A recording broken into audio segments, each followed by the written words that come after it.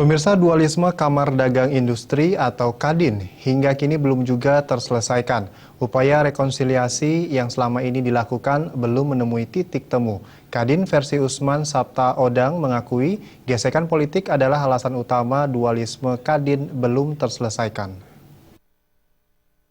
Kadin Indonesia, pada kesempatan ini kita akan meningkat.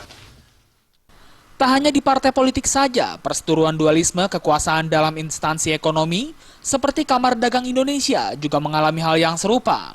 Kadin Indonesia yang diketuai Suryo Bambang Sulistyo kini mendapatkan saingan dari Kadin versi Usman Sabtaodang. Tentu hal ini membuat bingung pelaku ekonomi dan publik. Kedua Kadin tersebut mengklaim secara resmi sah menurut hukum. Rekonsiliasi yang merupakan jalan keluar dari perpecahan tidak menemui hasil yang baik. Menurut pelaksana harian Kadin versi OSO, Zainal Bintang, konflik dualisme yang selama ini terjadi di tubuh Kadin tidak ada yang menguntungkan. Proses rekonsiliasi sudah dilakukan dengan menemui Presiden Jokowi, namun tidak menemui hasil yang signifikan.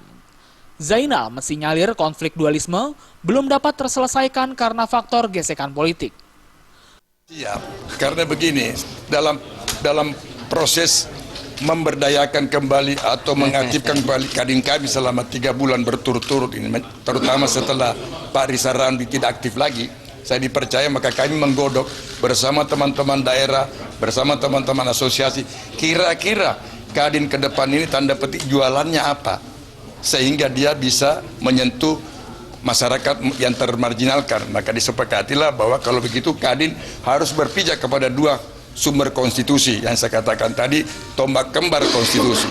Pertama pasal 33 Undang-Undang Dasar 45, dan kedua Kadin sendiri dilahirkan berdasarkan Undang-Undang 187. Dari Jakarta, Rudi Wijaya melaporkan.